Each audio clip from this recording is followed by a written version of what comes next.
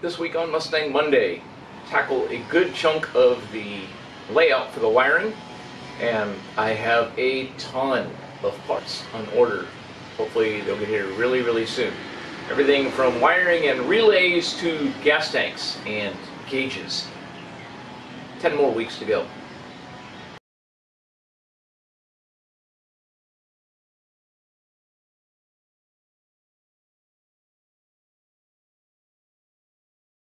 I've been moving the driver's side door window back and forth and back and forth and back and forth for about the last 2 or 3 weeks. So this week I went ahead and gave everything a good coat of white lithium grease and other red grease along the rollers and tracks, and started putting it in the driver's side door where it belongs, so I don't break it. Not that I'd ever break anything.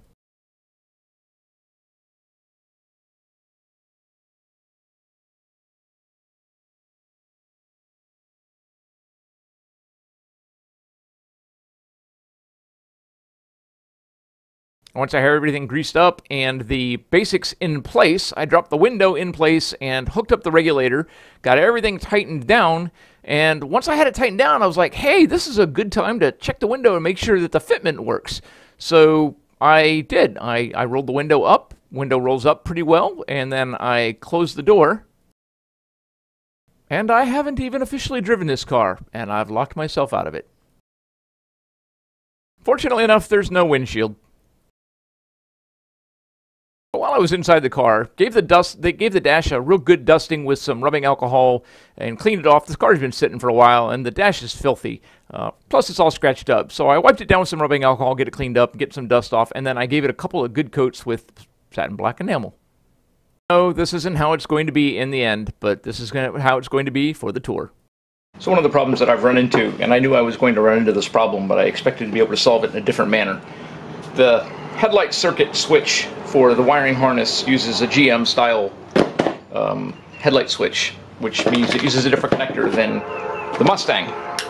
This is a switch out of the Mustang, this is a switch out of the GM. Good news is,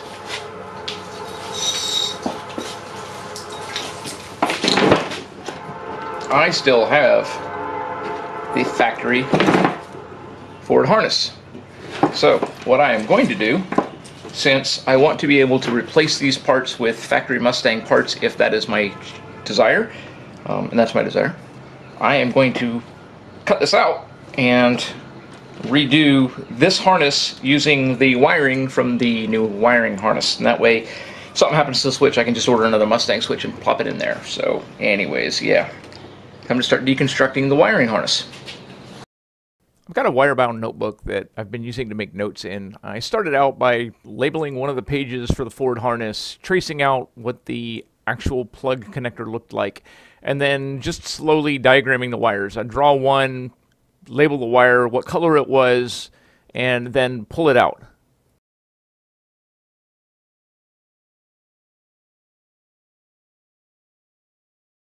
Once I had done that with all of the wiring on the harness, I connected them all, wrapped them all up together, and labeled them so that I knew where they went if on the factory thing. And then on the internet, I pulled up a switch diagram and then went through and labeled them with the corresponding designation on the switches. And then I made a list of what each one of those wires controlled. I then unbound the Speedway wiring harness and did the same thing with the factory Speedway switch and harness on a separate page.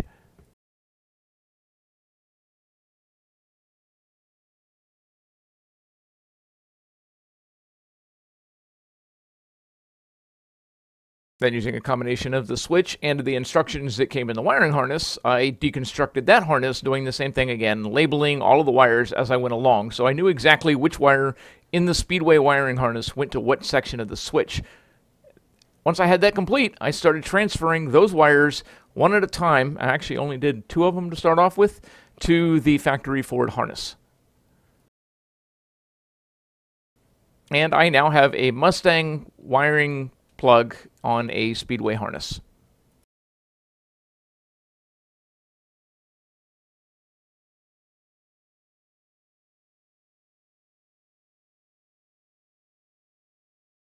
The other thing that complicates the situation a little bit is that when I originally started this plan, I wanted to try and hide as much of the wiring as possible.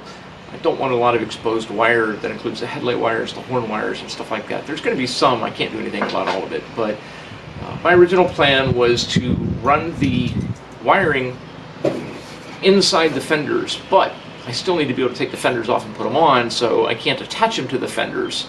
Plus, I do not intend to make the radiator support a permanent thing. I want to make that removable. This motor is going to be in and out. I've got a lot of projects, I've got a lot of ideas, and I don't expect that I'm just going to be able to put it in once and leave it in. So I wanted the radiator support to be removable so I can get the motor in and out easily without having to worry about pulling the car out the driveway. If I just want to work in the garage, the engine lift only goes so high. So that complicates things because, again, I need to not mount anything to the radiator support, and that includes wires, so that I can do what I'm hoping I'm going to be able to do. So this is going to be a little bit complicated. I need to fabricate and run and figure out where I'm going to position harnesses for the headlight relays.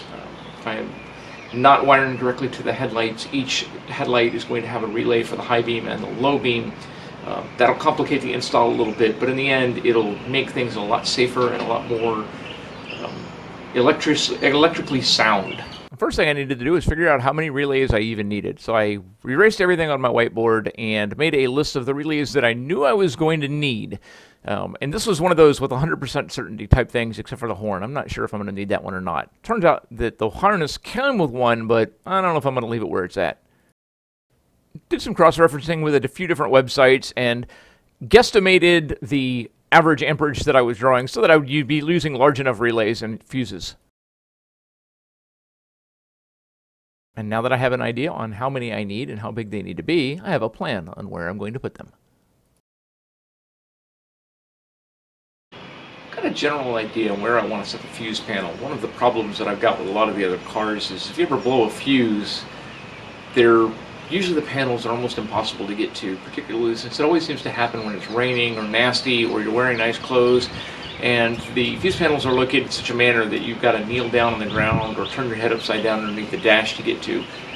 My intent is to mount the fuse panel in the center console that I will eventually construct. Now for the tour, I'm probably going to have to make do with something else, but in the end what I want to do is I want to mount the fuse panel so it's accessible from the driver's seat without having to get out of the car and do a bunch of funny stuff.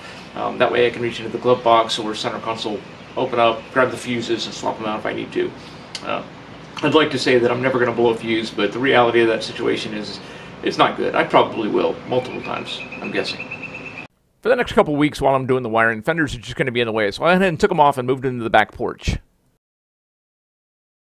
This is the area that I intend to run the wiring on both sides, and I'm going to run it up underneath that lip that's at the top of the shock tower. To start off with, I stuck the entire bundle of wire into the Mustang and put the fuse panel approximately where I wanted it to go and gave it an extra little bit of room, and then started sorting out the bundle of wires that were going to go to the front of the car. Once I had them somewhat sorted, I took the shortest one and ran it through a factory section, factory hole, and ran it along the fender approximately where I wanted it to go and make sure there was enough room. I then drilled a hole, installed a grommet, and ran the shortest wire through that hole, once again, just to make sure that I don't see any problems with where it's going to end up. And I don't. I think this is going to work. I then moved on to the other fender and drilled a single hole in the center right in the middle of the engine bay. So the holes are drilled in each fender, ready to run headlights, marker lights, horns, fans, all of that stuff that goes to the front on each side, and then one in the center for the distributor and all of the sensor wires, ignition, that type of stuff. Hoping to keep the minimum wiring in the engine bay to a minimum. We'll see how that turns out. Plan this week, now that I've got all the components I need, start laying out relays and wiring, and my goal for this week is to have everything forward to the firewall wired up, ready to go. Have a good week.